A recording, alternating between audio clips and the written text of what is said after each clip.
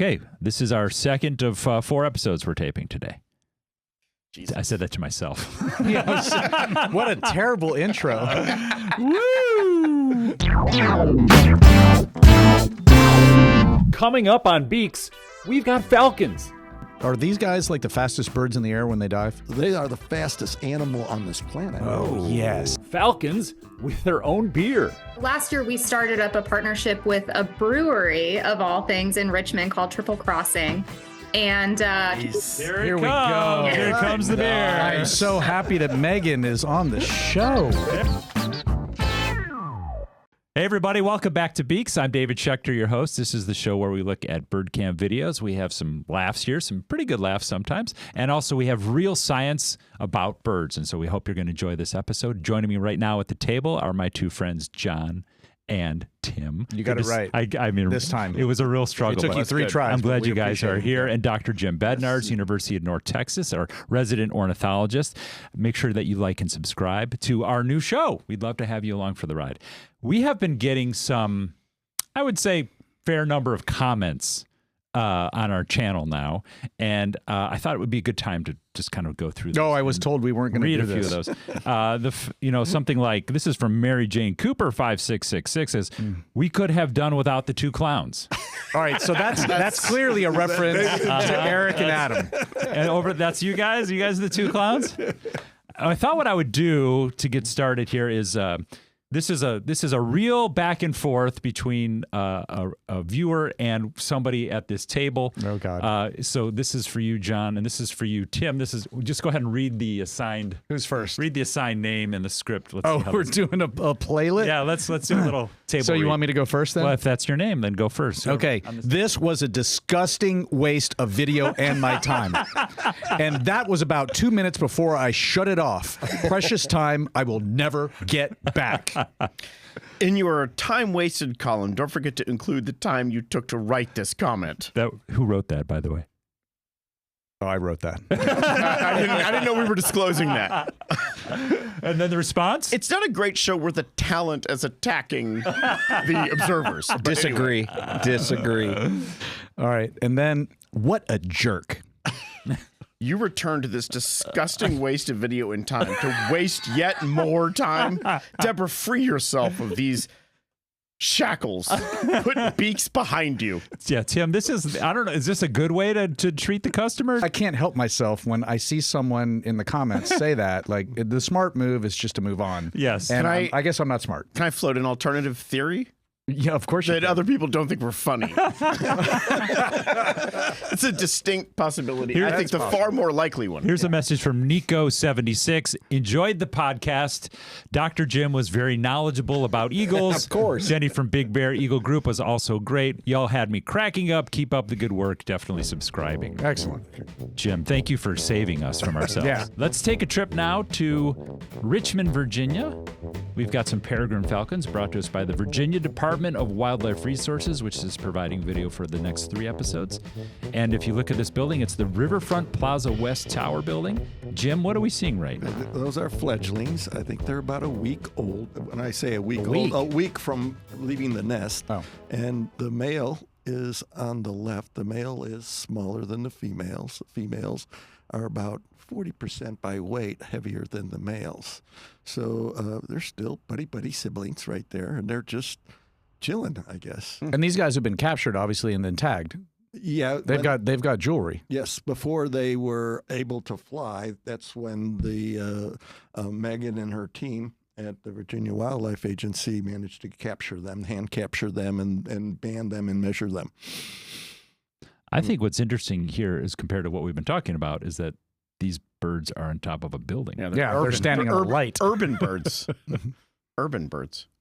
Peregrines have adapted to the urban situation as far back as the Middle Ages. There has been, in Europe, reports of nesting in large castles. So these guys are eating, like, what? Rats and not French They're bird fries. predators. They're bird predators. So they're eating birds, a lot of pigeons. Pigeons. Doves. They also get passing migratory birds.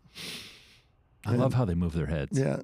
Well, they did it in unison. About 10 seconds ago, they both pivoted their heads the same direction to look at the same thing. It was fascinating. Well, birds of prey especially have huge eyes. Huge eyes. They can take up as much as 25% of the skull area. So they can't move their eyes. So they have to move their heads rather than move their eyes to see whatever they're looking at. It's so tempting to make my Barbara Bush joke again, but I won't, other than referencing it. Notice that they are young and they're just starting to learn how to fly and perch, and so you'll notice that they're not very smooth yet. What are you talking about? The one that almost fell off the light? Yeah, they're still figuring it out, and but they can fly. And are these guys like the fastest birds in the air when they dive?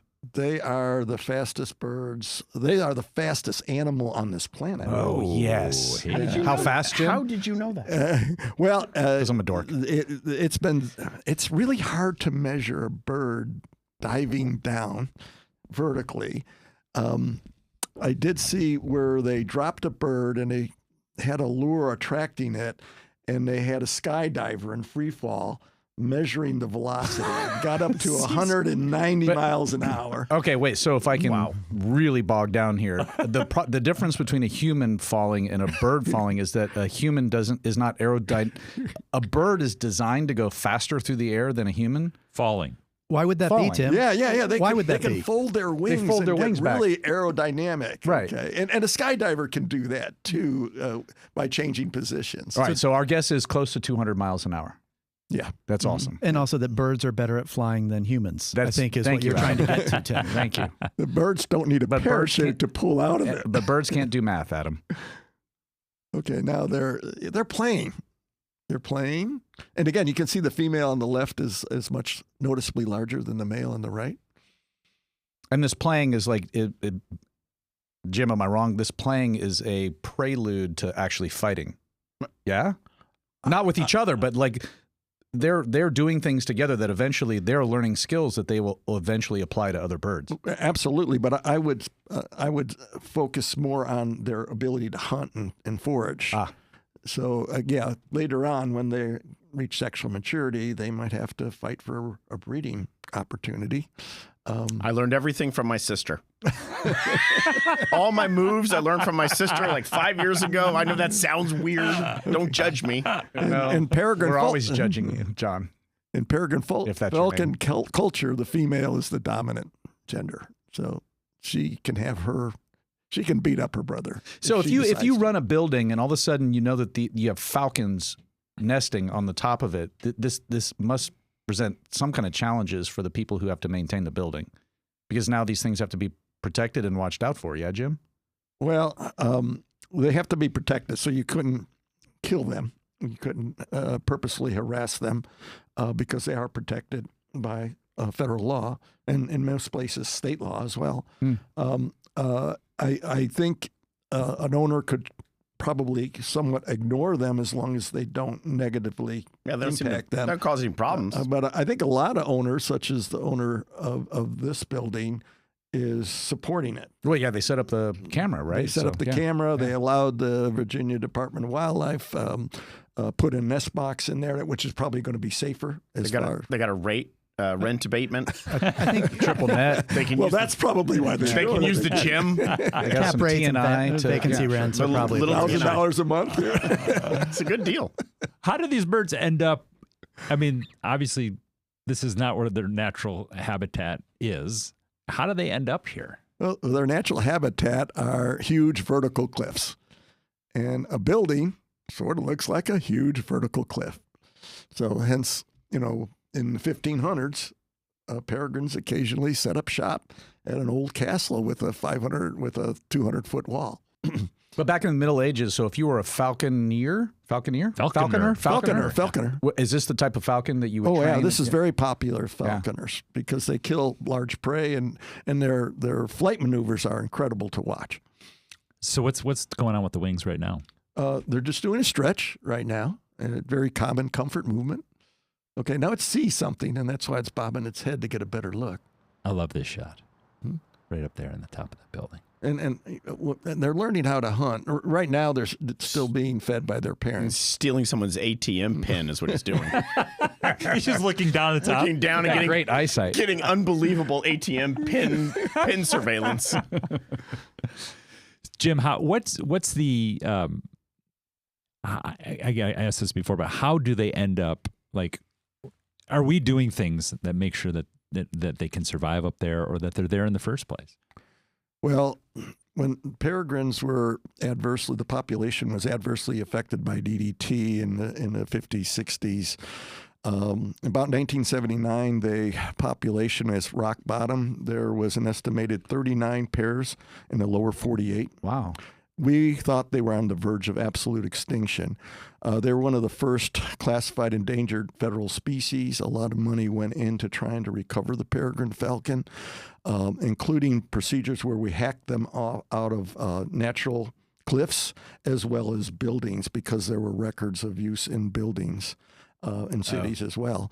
So several programs. So some of these birds, starting in the 80s, were probably released at, when I say these birds, that maybe their ancestors or earlier generations were released at buildings. So they habituated or were imprinted on the buildings, and the young were raised on a building. That's the only habitat they knew. So a lot of them do come back. Although the records of banded birds indicate that birds will move from urban habitats to natural habitats and vice versa. And so where are we at in terms of the population? We're doing really good. They have recovered. They're off the endangered species list. There was an assessment last year by the Fish and Wildlife Service. They said there was probably at least 2,000 pairs in the lower 48. There's also a population in Alaska and Canada that's larger. Maybe at least 7,000 birds on the lower 48. Now, and in part is because humans did persecute peregrines and all raptors. That's why we can't have Persecute. What is that a euphemism for? Shooting. We shot them. We okay. shot them. They ate our chickens. We didn't like them. Some people just didn't like them because they're predators. I personally love predators. Many birds of prey were shot. And if they were going to survive, natural selection would. It's only the populations that stayed away from urban environments. Human attitudes have changed for the better. Yeah. I'd say since the 1970s, and most people don't, feel it's inappropriate to shoot, harass a bird of prey. We respect birds of prey, and that has allowed several species to now adapt or colonize urban habitats. We have a special guest that we'd like to bring in. That's Megan Thomas. Hi, Megan. How are you? From the Good. How are you guys? Virginia Department of Wildlife Resources. It's great to have you here. You are sort of the bird person out there, aren't you? I don't know about that. I do oversee our falcon cam, but I do it alongside with our non-game bird conservation biologists. So we're the duo behind Falcon Cam. Yeah. And you also have a very interesting partnership with a business in town to help bring awareness to the birds. Tell us about that. So last year we started up a partnership with a brewery of all things in Richmond called Triple Crossing. And Here we go. Here comes the bear. I'm so happy that Megan is on the show. There you go. Keep going, Fledgling. Megan. Keep going. yeah, All right, I'm coming to you. Hold on. What we got here, lads, is a West Coast style IPA at 6%. Tell us about what's going on with Triple Crossing. Yeah. So Triple Crossing, honestly, is considered by a lot of people to be one of the best craft beer breweries in the city of Richmond. And their flagship beer that they have been doing really ever since they opened their doors is a IPA that it's called Falcon Smash. So we reached out to them last year just to see if our Falcon Cam was even on their radar, that was happening just down the street from them. And it turned out not only did they know about it, they actually were like streaming it back in the brewery space where their brewers were like That's great. brewing beer on a regular basis. So From there, the collaboration just grew really organically, and we've partnered on a bunch of stuff. But the most exciting thing that we've done, I think, is what you have in your hands there, which is Fledgling. a special collaborative beer they did in honor of the Falcon Cam. It's called Fledgling Falcon, and then a portion of the proceeds actually go back to my agency to support wildlife conservation. Adam, how do you rank the flavor over there? Well, I was just about to say, I mean, to be honest, I don't like it. I love it. It is such a great beer. This is a really good beer. It goes down easy. It's Whoa. What? Whoa. Hey. Come on. Man. All right. We have a lady on the show. Would you Falcon smash? Whoa. No, I'm going to talk to Schechter about how I can order some All because right. I'm sure it was. My you thing can't is pick this up at the local Specs. Is Adam the best judge, though? He was drinking unleaded an hour ago out at the Exxon. My thing is if the brewers have the Falcon Cam, then you got a fair time, man. You need a brewery cam that's up there so the Falcons can watch. Look, they're putting the malt into the back to the nest. We could read that. Oh, is that? Oh, That's the male. Dragging what? He's got an American robin there. poor Robin. How rude. I mean, how do we all feel about the Robin? So they're doing an E-chip call or E-chup call, often used in courtship and other contexts. Brought dinner home, honey. Yeah, this is common. The male will hunt for the female prior to laying any eggs, and then he'll bring prey items back to the nest box for her. And how do they kill the prey? Is it talons and grab them and? It's Yeah. So I think you guys talked about it earlier, but they have that really, really well-known and very fast dive. So they'll typically be above prey items and see them, and they'll dive down and hit them, and typically kill them on impact. Honestly, It's called a stoop. Yeah. Stoop? And they actually close their talons like a fist, and they'll hit that bird. Wow. And you'll see the feather explosion after that. Wow. Like those guys in the Titanic submersible. They have a different these are the the markings, whatever, very different from the juveniles we were just seeing before. The bird just did a scrape and just sort of scraped the gravel where it's going to nest. So, Megan, did y'all build the house there, the nest or whatever for these guys? No. Yeah, we did. We did. We've had a nest box there for, gosh, I'm not even sure. The mid 2000s about is, I think, when the nest box went out for the first time. We've had to replace it periodically. You know, it gets kind of weathered and whatnot. But yeah, that's actually my colleague. He built it in his backyard. But they nested there prior to the nest box, right, Megan? Not this exact pair. They started nesting together in 2020, but before them, we had a pair that nested there for a while. And yeah, they nested in the city before we put the nest box out for them in the first place. Now, Yeah. David told us that their names were like /MB5. Do we have like human names for these birds or no? No? No, we don't. Are We there don't. nicknames? There's Yeah, a you few need I go by their Megan marketing. band Let's go. codes. Okay. You want to tell them why?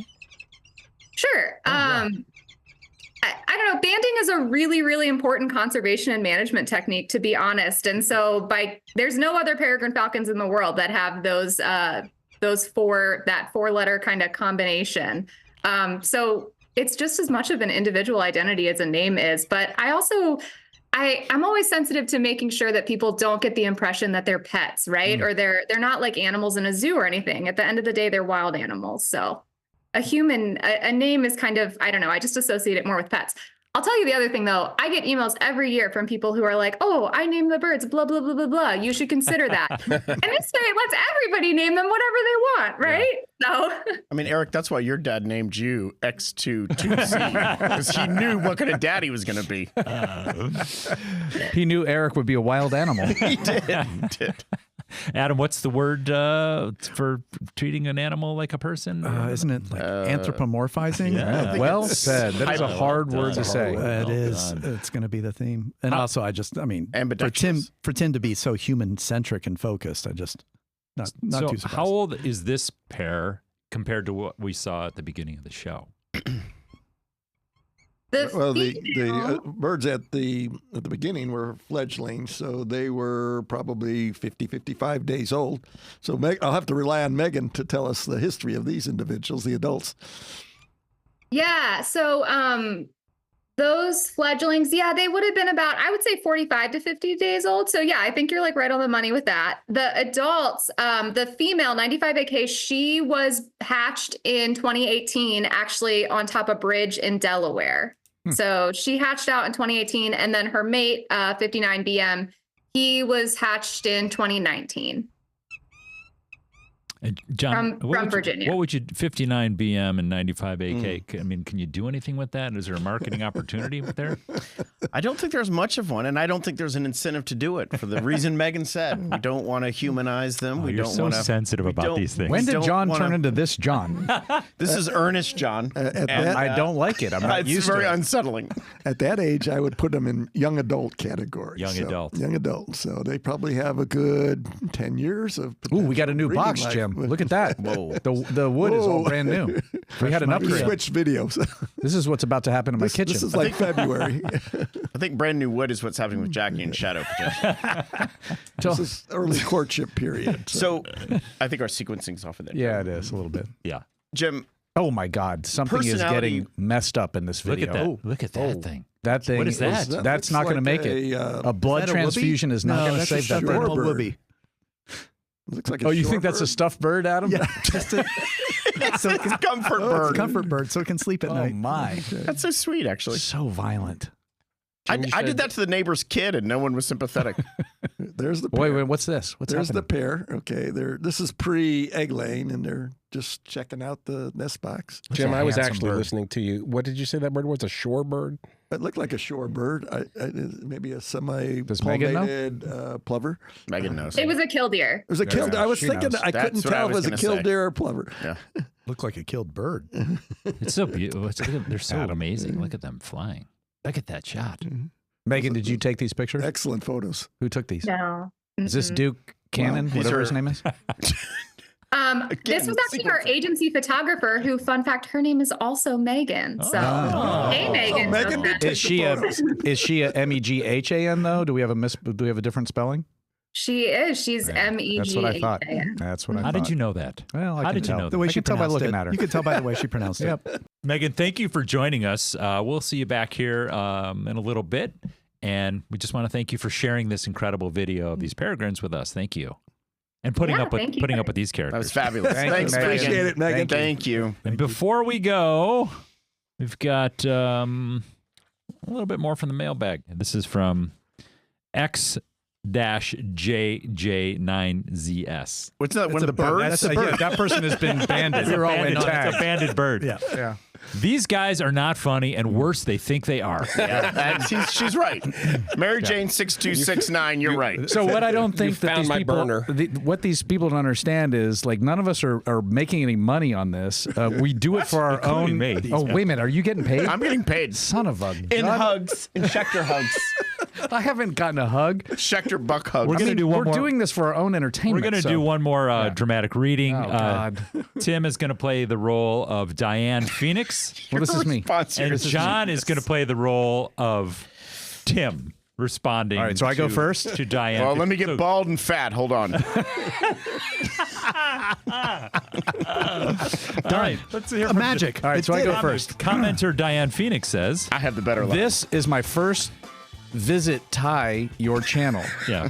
The disrespect you showed the Eagles makes it my last as well. And then Tim responded, Wait till you see how we disrespect crows. Why are you engaging these people? I know, I'm telling you, it's a character flaw. I can't help myself. John, Tim, thank you so much. Dr. Bednarz, thank you. And thanks Thank to you, Megan Jim. and the Virginia Department of Wildlife Resources. If you like this show, please like and subscribe. That's this episode of Beaks. We'll be back again with more looks at the peregrine falcons.